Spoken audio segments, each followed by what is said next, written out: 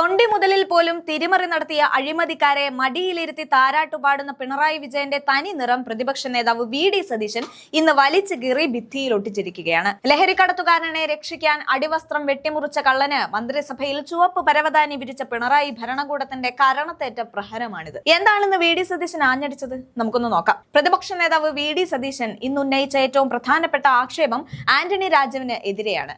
വിദേശിയായ ഒരു ലഹരിക്കടത്തുകാരനെ രക്ഷിക്കാൻ കോടതിയിലെ തൊണ്ടി മുതലായ അടിവസ്ത്രം വെട്ടിമുറിച്ച് പാകമല്ലാത്ത രീതിയിലാക്കി കൃത്രിമം കാണിച്ച ആളെയാണ് പിണറായി വിജയൻ 2.5 വർഷം കൂടെ കൊണ്ടു നടന്നത്. ഇത് ഗുരുതരമായ കുറ്റകൃത്യമാണ്. ഇങ്ങനെയുള്ള ഒരാളെ മന്ത്രിയാക്കാൻ പാടില്ലായിരുന്നു എന്ന് നിയമസഭയിൽ അന്നേ വി.ഡി. സതീശൻ വിളിച്ചു പറഞ്ഞിട്ടുള്ളതാണ്. പക്ഷേ കുറ്റവാളികളെ സംരക്ഷിക്കുന്നതാണ് CPMന്റെ രീതി എന്ന് സതീശൻ ഇതിലൂടെ ഓർമ്മിപ്പിക്കുന്നുണ്ട്. മാനവികതയെക്കുറിച്ച് വാചാലരാകുന്ന CPMന്റെ യഥാർത്ഥ മുഖം വ്യക്തമാക്കുന്ന മറ്റൊരു സംഭവവും വി.ഡി. സതീശൻ തുറന്നുകാട്ടി. UDF സ്ഥാനാർത്ഥിക്ക് വേണ്ടി 16 വയസ്സുകാരനായ മകൻ പ്രചാരണത്തിന് ഇറങ്ങിയതിന്റെ പേരിൽ ആ കുടുംബത്തിന്റെ അത്താണിയായ ഒരമ്മയെ ജോലിയിൽ നിന്ന് പിരിച്ചുവിട്ടിരിക്കുകയാണ് സർക്കാർ. ഭർത്താവ് മരിച്ചപ്പോൾ ആ കുടുംബത്തിന് നൽകിയ തുച്ഛമായ വരുമാനമുള്ള ജോലിയാണ് CPM ഈ രീതിയിൽ തട്ടിയെടുത്തത്.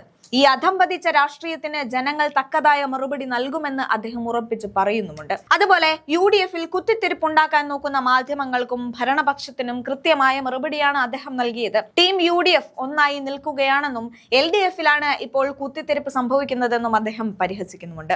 സീറ്റ് വിഭജന ചർച്ചകൾ വളരെ പോസിറ്റീവായി നടക്കുമെന്നും സതീശൻ വ്യക്തമാക്കി. അതുപോലെ അടിമാലിയിൽ അപകടത്തിൽപ്പെട്ട് ദുരിതം അനുഭവിക്കുന്ന കുടുംബത്തെ സഹായിക്കാൻ സർക്കാർ തയ്യാറാവുന്നില്ലെങ്കിൽ UDF മുന്നിട്ടിറങ്ങുമെന്ന് അദ്ദേഹം വാഗ്ദാനവും നൽകുന്നുണ്ട്. അധികാരം ജനങ്ങളെ സേവിക്കാനാണെന്നും അല്ലാതെ കുറ്റവാളികളെ സംരക്ഷിക്കാനല്ല എന്നും അദ്ദേഹം തന്റെ വാക്കുകളിലൂടെ തെളിയിക്കുന്നുമുണ്ട്. അഴിമതിക്കും അനീതിക്കുമെതിരെ വിട്ടുവീഴ്ചയില്ലാത്ത പോരാട്ടം നയിക്കുന്ന വി.ഡി. സതീശൻ ഇന്ന് കേരളത്തിന്റെ ശബ്ദമായി മാറിയിരിക്കുകയാണ്. കുറ്റവാളികളെ മാറോടണയ്ക്കുന്ന പിണറായി സർക്കാരിനെ പുറത്താക്കാൻ സമയം അതിക്രമിച്ചിരിക്കുന്നു എന്നതിന് തെളിവാണ് ഈ വാക്കുകൾ. എന്തായാലും അദ്ദേഹത്തിന്റെ ആ വാക്കുകൾ നമുക്കൊന്ന് കേട്ടു നോക്കാം. ഇത് ഞങ്ങൾ നിയമസഭയിൽ ഞാൻ തന്നെ അദ്ദേഹം മന്ത്രിയായിരിക്കുമ്പോൾ ഗുരുതരമായ ആക്ഷേപം ഉന്നയിച്ചതാണ്. അദ്ദേഹത്തെ മന്ത്രിയാക്കാൻ പാടില്ലായിരുന്നു. ഇത് അറിഞ്ഞുകൊണ്ടാണ് പിണറായി വിജയൻ അദ്ദേഹത്തെ മന്ത്രിയാക്കിയത്. എന്തൊരു കുറ്റകൃത്യമാണ് അദ്ദേഹം ചെയ്തത്. ലഹരി മരുന്ന് അടിവസ്ത്രത്തിൽ ഒളിപ്പിച്ചു കൊണ്ടുവന്ന ഒരാളെ, ഒരു വിദേശിയായിട്ടുള്ള ആളെ രക്ഷിക്കുന്നതിന് വേണ്ടി തൊണ്ടി മുതൽ അവിടെ നിന്ന് വാങ്ങിച്ചെടുത്ത് ആ അടിവസ്ത്രം വെട്ടിച്ചുരുക്കി അയാൾക്ക് പാകമല്ലാത്ത രീതിയിലാക്കി കളവ് കൃത്രിമം കാണിച്ച ഒരാൾ ആണ് അദ്ദേഹം. ലഹരി മരുന്ന് കൊണ്ടുവന്ന ഒരാളെ രക്ഷിക്കാൻ വേണ്ടിയിട്ട് ശ്രമം നടത്തിയ ഒരാളാണ്. എന്നിട്ടാണ് ആ ആളെ ഇത് അറിഞ്ഞുകൊണ്ട് പിണറായി വിജയൻ മന്ത്രിസഭയിലാക്കിയത്. ഗുരുതരമായ തെറ്റാണ് എന്ന് നിയമസഭയിൽ ഞാൻ പ്രതിപക്ഷ നേതാവ് എന്നുള്ള നിലയിൽ തന്നെ അതിശക്തമായി അതിനെതിരായി നിലപാടെടുത്തതാണ്. അദ്ദേഹത്തെ 2.5 വർഷം മന്ത്രിയാക്കി കൊണ്ട് നടന്നു. ഇതറിഞ്ഞുകൊണ്ടാണ്. ഈ എല്ലാ ഇൻ്റലിജൻസും എല്ലാം സംവിധാനമുള്ളതാണ് പോലീസിന്. എന്നിട്ട് ഇങ്ങനെ ഒരാളെ മന്ത്രിയാക്കി. ഒരിക്കലും ആക്കാൻ പാടില്ലായിരുന്നു അദ്ദേഹത്തെ. നിയമസഭയിൽ പോലും മത്സരിക്കാൻ സീറ്റ് കൊടുക്കാൻ പാടില്ലായിരുന്നു. കാരണം ഗുരുതരമായൊരു കുറ്റകൃത്യമാണ് അദ്ദേഹം ചെയ്തത്. ഒരാൾക്കും യോജിക്കാൻ പറ്റാത്ത, എന്നിട്ട് വെറുതെ വിടുകയും ചെയ്തു. ഈ പ്രതിയെ, ഈ വിദേശിയായിട്ടുള്ള ആളെ വെറുതെ വിടാൻ ഈ കൃത്രിമം കാണിച്ച് ചെയ്തു. കോടതിക്ക് സംശയം തോന്നിയതുകൊണ്ടാണ് കോടതി 2ാമത് തെളിവെടുത്ത് ചെയ്തത്. ഇത് തന്നെയാണ് ഇപ്പോഴും ചെയ്തുകൊണ്ടിരിക്കുന്നത്. ശബരിമല സ്വർണ്ണക്കൊള്ള കേസിൽ സ്വർണം കൊള്ള ചെയ്ത ആളുകൾ മുഴുവൻ CPM നേതാക്കന്മാർ ജയിലിൽ കിടക്കുകയാണ്. അവരെ ഇപ്പോഴും സംരക്ഷിക്കുകയാണ്. ഒരു നടപടി അവർക്കെതിരെ എടുക്കൂല. അവരെ പ്രൊട്ടക്റ്റ് ചെയ്യാൻ അവർക്ക് കൊട പിടിച്ചു കൊടുക്കുകയാണ്. കൊള്ളക്കാർക്ക് കൊട പിടിച്ചു കൊടുക്കുന്ന സർക്കാരാണിത്. അതൊന്നുകൂടി തെളിയിച്ചിരിക്കുകയാണ് ഈ സംഭവത്തോടു കൂടി. തീർച്ചയായിട്ടും അല്ല എന്ന് തന്നെ എൻ്റെ അഭിപ്രായം. ഞങ്ങൾ നേരത്തെ തന്നെ പറഞ്ഞിട്ടുള്ള കാര്യമാണ്. അവരൊന്നും ആവശ്യപ്പെട്ടിട്ടില്ല. ഞങ്ങൾ അവരുമായിട്ടുള്ള ചർച്ച തുടങ്ങിയിട്ടില്ലല്ലോ. പിന്നെ നിങ്ങൾ അവരോട് സീറ്റ്, അത് എപ്പോഴും എല്ലാ പാർട്ടികൾക്കും കൂടുതൽ സീറ്റിൻ്റെ ആവശ്യമുണ്ടാവും. ഞങ്ങൾ അവരുമായിട്ട് ചർച്ച ചെയ്തില്ല. അതൊക്കെ നിങ്ങൾ നോക്കിക്കോ. ഞങ്ങൾ ചർച്ചയൊക്കെ വളരെ തുടങ്ങാൻ പോവാണ്. 1-ാം തീയതി കഴിഞ്ഞാൽ തുടങ്ങി. ഞങ്ങൾ അടുത്ത ദിവസം തുടങ്ങി ചർച്ചകളൊക്കെ ഭംഗിയായിട്ട് ഞങ്ങൾ തീർക്കും. അതിപ്പോൾ കോൺഗ്രസിനും ആഗ്രഹമുണ്ട് കൂടുതൽ സീറ്റിൽ മത്സരിക്കണമെന്ന്.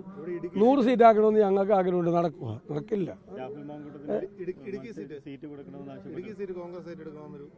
അല്ലല്ല, അത്തരം കാര്യങ്ങളെക്കുറിച്ച് ഒന്നും സംസാരിച്ചിട്ടില്ല. ഒരു സംസാരവും നടത്തിയിട്ടില്ല. നിങ്ങൾ ചോദിക്കണതൊക്കെ കുത്തിത്തിരിപ്പുണ്ടാക്കാൻ വേണ്ടി ചോദിക്കുകയാണേ. ഞാൻ പറഞ്ഞില്ലേ ടീം, അല്ല ഇതായിട്ടാ പോസിറ്റീവായിട്ടാണ് പറഞ്ഞത്, കളിയാക്കി പറഞ്ഞതല്ല. അത് UDFൽ ഒരു കുത്തിത്തിരിപ്പ് ഉണ്ടാക്കാൻ ആരെക്കൊണ്ടും പറ്റില്ല ഇപ്രാവശ്യം. അത് LDFലാണ് ചാൻസ്. പണ്ട് പോലും നിങ്ങൾ ഈ കോൺഗ്രസിൻ്റെയും UDFിൻ്റെയും പുറകെ നടക്കും. ഇപ്പോൾ വളരെ സാധ്യത കുറവാണ്. ടീം UDF ആണ് ഇപ്പോൾ. അപ്പുറത്ത് ശിഥിലമായ LDF ആണ്.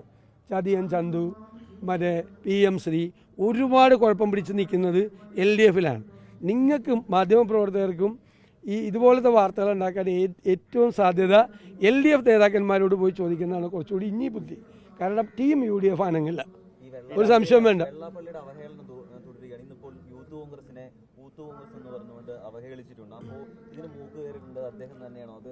എൻ്റെ ആഗ്രഹം ഒരാൾ മൂക്ക് കയറിടരുതെന്നാണ്.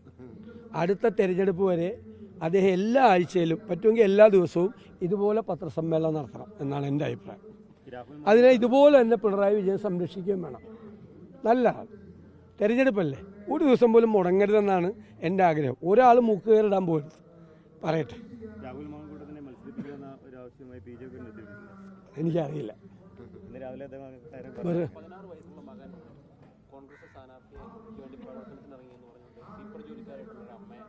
ഒരു പാർട്ടിയുടെ മനസ്സെത്ര മാത്രം അധപ്പതിച്ചിരിക്കുന്നു. ഒരു പാർട്ടി പ്രവർത്തകനായിരുന്ന ഒരാൾ മരിച്ചപ്പോൾ അദ്ദേഹത്തിൻ്റെ ഭാര്യയ്ക്കൊരു ജോലി കൊടുത്താണ് ചെറിയ തുക ശമ്പളം കിട്ടുന്നത്. അവരുടെ മകൻ 16 വയസ്സുള്ള മകൻ UDF സ്ഥാനാർത്ഥിക്ക് വേണ്ടി തെരഞ്ഞെടുപ്പിന് ഇറങ്ങിയെന്ന് പറഞ്ഞ് അവരെ ജോലിയിൽ നിന്ന് പിരിച്ചുവിടുന്നൊരു പാർട്ടി എത്രമാത്രം അധപ്പതിച്ചിരിക്കുന്നതെന്നാണ് അതിൻ്റെ ഏറ്റവും വലിയ ഉദാഹരണം. എത്രമാത്രം ഒരു പാർട്ടിക്കാരനായിരുന്നു അവരുടെ ഭർത്താവ്, മരിച്ചുപോയ ഭർത്താവ് പാർട്ടിക്കാരനായിരുന്നു. അതുകൊണ്ടാണല്ലോ ജോലി കൊടുത്തത്, അവരെ രക്ഷിക്കാൻ, കുടുംബത്തെ രക്ഷിക്കാൻ. 16 വയസ്സുള്ള മകൻ രാഷ്ട്രീയ പ്രവർത്തനം നടത്തിയതിൻ്റെ പേരിൽ അവരെ പിരിച്ചുവിട്ട ഒരു പാർട്ടി, അതന്നെയാണ് അവരെ ഇപ്പോൾ ജനങ്ങൾ പുറത്താക്കിക്കൊണ്ടിരിക്കുന്നത്. ഉറപ്പായിട്ടും എല്ലാ വിധത്തിലുള്ള സഹായം അവർക്ക് കൊടുക്കും, തീർച്ചയായിട്ടും കൊടുക്കും. സംഘടനാപരമായ കാര്യങ്ങളാണ്. അദ്ദേഹത്തിന്റെ ഭാര്യയുടെ കാല് മുറിച്ചു മാറ്റുകയും ഒക്കെ ചെയ്തിരുന്നു. പക്ഷെ അവർക്ക് നൽകിയ വാഗ്ദാനങ്ങളൊന്നും ഇതുവരെ പാലിക്കപ്പെട്ടു. ഞാൻ ആ വാർത്ത ശ്രദ്ധയിൽപ്പെട്ടു.